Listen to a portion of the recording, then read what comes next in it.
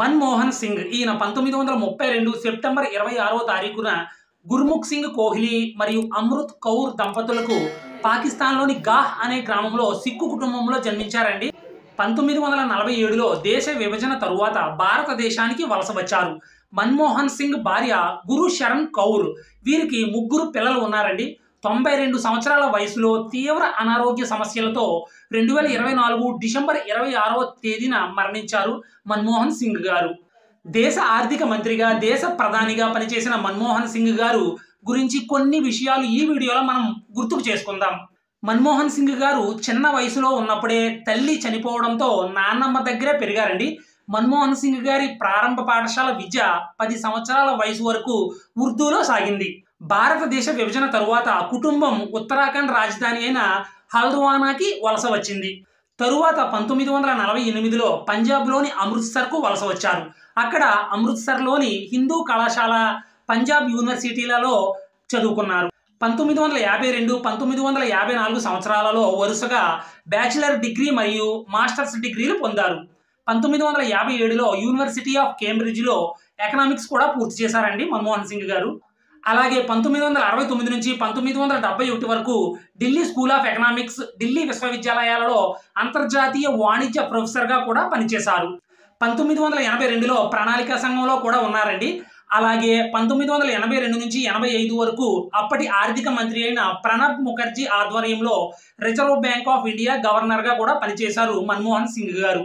1985 నుండి 1987 వరకు ప్రణాళికా సంఘం డిప్యూటీ చైర్మన్గా, అలాగే 1991లో యూనివర్సిటీ గ్రాంట్స్ కమిషన్ చైర్మన్గా కూడా పనిచేశారు. ఫ్రెండ్స్, 1991 సంవత్సరంలో భారతదేశం తీవ్రమైన ఆర్థిక సంక్షోభాన్ని ఎదుర్కొంటున్నందున కొత్తగా ఎన్నికైన ప్రధానమంత్రి పివి నరసింహారావు గారు మన్మోహన్ సింగ్ గారిని తన మంత్రివర్గంలో ఆర్థిక మంత్రిగా చేర్చుకున్నారు. అలాగే 1998 నుంచి రాజ్యసభలో ప్రతిపక్ష నేతగా, 2004 నుంచి 2014 వరకు దేశ ప్రధానిగా పనిచేసిన మన్మోహన్ సింగ్ గారు ఎన్నో సంస్కరణలు తీసుకువచ్చారండి.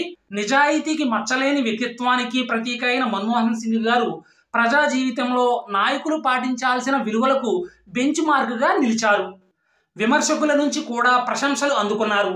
అతి నిరాడంబర జీవనశైలి, అన్ని అంశాల మీద లోతైన అవగాహన సమకాలిక నాయకుల్లో ఆయనను అత్యంత విలక్షణ స్థాయికి నిలిపాయి. అలాగే ఆర్థిక మంత్రి హోదాలో 1991 జూలై 25న మన్మోహన్ సింగ్ పార్లమెంట్లో ప్రవేశపెట్టిన బడ్జెట్ చారిత్రాత్మకంగా నిలిచిపోయిందండి. అలాగే లైసెన్స్ రాజ్ వ్యవస్థను కూకటి వేళతో పెకలించడంతో పాటు ఎగుమతులపై ఉన్న సబ్సిడీలను కూడా ఎత్తివేయడం, దిగుమతులపై ఉన్న అధిక పన్నులను కూడా తగ్గించడం వంటి నిర్ణయాలను ధైర్యంగా తీసుకున్నారు. అంతేకాదండి, కీలక రంగాల్లో ప్రభుత్వ పెత్తనానికి గుడ్ బై చెప్పి ప్రైవేటుకు రెడ్ కార్పెట్ వేశారు. ప్రత్యక్ష పన్నుల విధానాన్ని సరళీకరించారండి.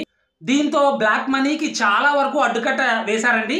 ఫ్రెండ్స్, అలాగే మన్మోహన్ సింగ్ గారి గురించి చాలా మందికి తెలియని విషయం ఏంటంటే ఆయన మంచి రచయిత అండి. ఆర్థిక శాస్త్రంలో స్కాలర్గా ఉన్న రోజుల్లోనే 1950లలో చివరి నాటికే పత్రికలకు ఆయన వ్యాసాలు రాశారు. 1963 ప్రాంతంలోనే ప్రతిష్టాత్మక ఎకనామిక్ వీక్లీ, ఎప్పటి ఎకనామిక్ అండ్ పొలిటికల్ వీక్లీ పత్రికకు ప్రత్యేక సంచికలో ఆయన వ్యాసం ప్రచురితమైందంటే ఎంచుకున్న రంగంలో అప్పటికే ఆయన ఎంతటి దిట్టో, ఎంతగా అధ్యయనం చేసేవారో మనం అర్థం చేసుకోవచ్చండి. అయితే ప్రధానిగా తన పాలనాకాలం పొడవునా సోనియా గాంధీ నీడలోనే మిగిలిపోయారు అన్న అపప్రద మూటగట్టుకున్నారు మన్మోహన్ సింగ్ గారు. 2013 సంవత్సరంలో రాహుల్ గాంధీ చేసిన పని మన్మోహన్ సింగ్ గారి గౌరవ ప్రతిష్టలను మరింత దిగజార్చిందండి. 2013లో కేంద్రం తెచ్చిన ఆర్డినెన్స్ను నాన్ సెన్స్ అంటూ రాహుల్ కొట్టిపారేశారు. అంతటితో ఆగకుండా విలేకరుల సమావేశం సాక్షిగా ఆర్డినెన్స్ కాపీని చింపేశారండి రాహుల్ గాంధీ. బహుశా వీటన్నింటినీ దృష్టిలో పెట్టుకునే కాబోలు మన్మోహన్ సింగ్ గారిని దేశ చరిత్రలోనే అత్యంత బలహీన ప్రధానిగా బీజేపీ దిగ్గజం ఎల్కే అద్వానీ, అలాగే నైట్ వాచ్మెన్గా గాంధీ చేతుల్లో కీలుబొమ్మగా నరేంద్ర మోడీ అభివర్ణించారు మన్మోహన్ సింగ్ గారిని.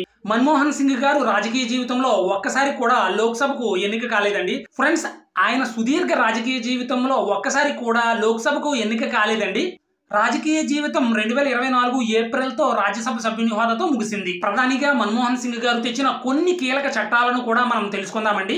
2005 సంవత్సరంలో మహాత్మా గాంధీ జాతీయ గ్రామీణ ఉపాధి హామీ పథకం, అలాగే గృహ హింస నిరోధక చట్టం, స్పెషల్ ఎకనామిక్ జోన్, సమాచార హక్కు చట్టం, 2008 సంవత్సరంలో జాతీయ దర్యాప్తు సంస్థ, 2009లో విద్యా హక్కు చట్టం, 2013లో భూసేకరణ చట్టం, అలాగే 2008 సంవత్సరంలో 60,000 కోట్ల రైతు రుణమాఫీ అమలు చేయడం, 2010 సంవత్సరంలో సెప్టెంబర్ 29న ఆధార్ ప్రాజెక్టుకు శ్రీకారం, ప్రత్యక్ష నగదు బదిలీ వంటి అమలు చేయడంలో మన్మోహన్ సింగ్ గారు విజయం సాధించారు.